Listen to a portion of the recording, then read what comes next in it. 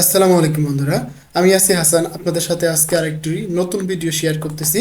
তো আজকের ভিডিওটি খুবই ইন্টারেস্টিং হতে চলেছে। তো ভিডিওটি শেষ পর্যন্ত অবশ্যই দেখবেন, শেষের দিকে আরও বেশি ইন্টারেস্টিং পার্ট রয়েছে। তো চলুন ভিডিওটি শুরু করা যাক। তো আজকে আমরা চলে আসছিলাম যে রাজশাহী শহরের খুবই নিকটবর্তী একটা জায়গা হচ্ছে রাজশাহীর পদ্মার পাড়। তো আমার সাথে আমার ক্যামেরাম্যান ছিলেন এবং আমরা এই যে একটা দেখলেন, খাল দেখলেন, এটা হচ্ছে নদীরই একটা অংশ।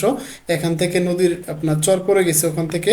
আর এটা হচ্ছে এই সাইড দিয়ে হালকা একটা নালা পড়ে গেছে, এখান থেকে হালকা করে পানি এদিক দিয়ে সামনে যায়। আর সামনে হচ্ছে আপনার মেন যে পদ্মার পাড়, মেন যে নদীটা সেটা। তো আমরা সামনের দিকে যাচ্ছিলাম। আর যে নদীর পাশে যে এখন যে জায়গাগুলো ছিল, চরের যে জমি জায়গা জায়গাগুলো ছিল, সেখানে মানুষজন অনেক রকম সবজি, অনেক রকম কৃষি জমি তারা চাষ করছে। কৃষি যেগুলো হয় সেগুলো লাগাইছে, যেমন পাশ দিয়ে আপনারা যদি দেখেন, এখানে মনে করেন সরিষার যে ক্ষেত আছে, সরিষা লাগাইছে অনেকেই। সরিষা মোটামুটি ভালো হয়েছে। আর সামনের দিকে আরও হচ্ছে কি লাগাইছে, এগুলো হচ্ছে ডাল। আমরা যে ডাল খাই সেই ডাল, মুসুরের ডালের গাছ। আর সামনে হচ্ছে নদী। তো এর আগে আমার একটা ভিডিও করা হয়েছিল, নদীর ফুল ব্লক ছিল আর কি, পদ্মা নদীর বা পদ্মা নদীর নিচে নেমে পানিতে নেমে এরকম ভাবে ভিডিও করা হয়েছিল। তো আজকের ভিডিওটা আমি একদম নিচে যাইনি, কারণ সন্ধ্যার দিকে গেছিলাম, তো বিকালের দিকে। তো ওদিকে আর নামতে চাইনি, ভালো লাগলো না। কারণ আজকের ভিডিওটা একটু লং হবে। আমি এই পদ্মার পাড় সহ রাজশাহী শহরের যে কিছু সুন্দর সুন্দর জায়গা, বা রাজশাহী বাজারের শহরের যে বাজার, সাহেব বাজার, আরডি মার্কেট, তারপরে যে আরও যে জায়গাগুলো আছে সেগুলো কভার করব। তো আমি হালকা পাতলা পদ্মার পাড় থেকে হালকা একটু ভিডিও করে নিয়ে ভাবলাম যে তাহলে এখন শহরের দিকে যাওয়া যাক। তো আমি সেখান থেকে ব্যাক করে আমি চলে আসলাম বা শহরের দিকে চলে যাব। তো আমি এই জন্য আবার রিটার্ন করতেছি যাওয়ার জন্য। তো ওখানে একটু সময় কাটালাম, দেখেন অনেক সুন্দর একটা ভিউ কিন্তু। আর কেবল সূর্যটি ডুবে যাবে মতো অবস্থা, মনে হচ্ছে নদীর মাঝখানে বা নদীর পানিতে ডুবে যাবে এরকম লাগে।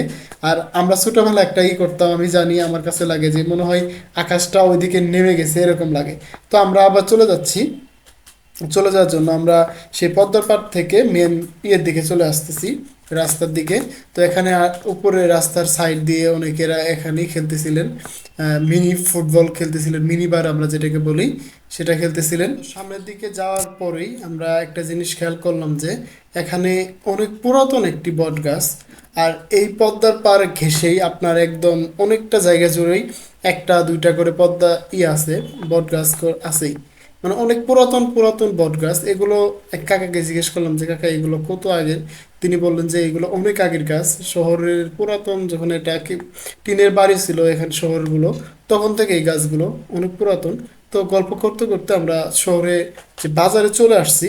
তো সব ভিডিও করিনি। এখন মেন বাজারে চলে আসার পরে এখানে ফুলের দোকানগুলো, এখানে আসলাম যে ফুলের কিছু চারা কিনবো। তো মামার সাথে কথা বলতেছিলাম যে ফুলের চারাগুলো কত করে, কি খবর, মানে কিভাবে কিনতে পারবো, এই সেই। তো এখানে সমস্যাটা হচ্ছে গাছ কিনে লাগানোর পরে যে জায়গাগুলো, মাটির সমস্যাটা হয়। তো ওখান থেকে আসার পরে আমরা আবার সেই ঝিলমিল বেলুনের সাথে দেখা হলো। তো এক মামা ঝিলমিল বেলুন বিক্রি করতেছিলেন। তো তার সাথে কথা বললাম যে মামা ঝিলমিল বেলুন কত করে, কিভাবে কি বিক্রি করেন।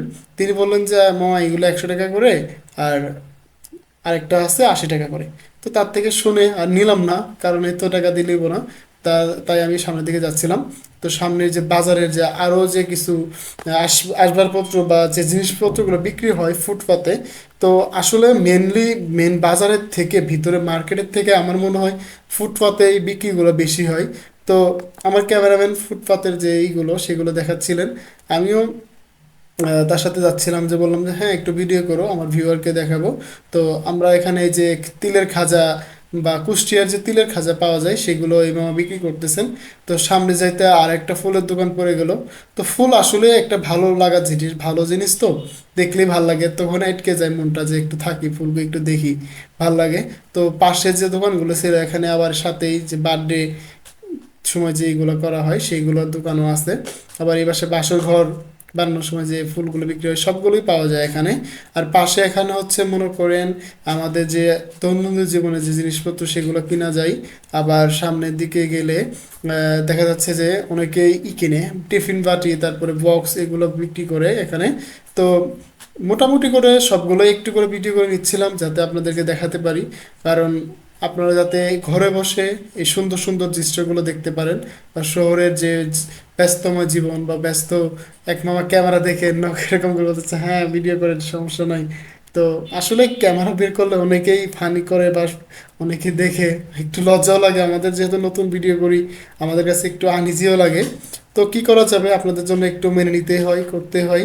তো আমার ক্যামেরাম্যান বললো যে আমার কিছু আমলকি কিনতে হবে। তো আমলকি মামার সাথে একটু কথা বললো, পরে ওখান থেকে কিছু আমলকি নিয়ে আমরা সামনের দিকে যাচ্ছিলাম।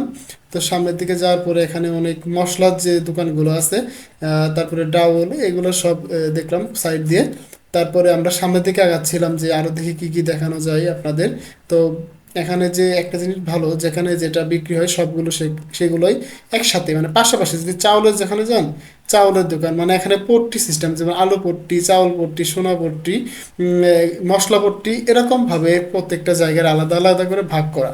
আর এটা আসলাম এখানে মনে করেন ওই যে ছোলা আর হচ্ছে ডার্বি, যেটাকে সুইয়ের সময় ব্যবহার করা হয়, চটপটি বা ফুচকার সময় খাওয়া হয়। তো আমরা ঘরোয়াভাবে চটপটি খাওয়ার জন্য প্ল্যান করতেছিলাম। তো এখান থেকে কিছু চটপটির ডাউন নেওয়া হলো, আর এপাশে হচ্ছে পাঁপড় বানানো যে এইগুলো সেটা। তো এই হলো আজকের আমার দিনের ব্লগ ভিডিওটা। তো কেমন লাগলো আপনাদের অবশ্যই জানাবেন। দেখা হবে নতুন আরেকটি ভিডিওতে, ভালো থাকুন।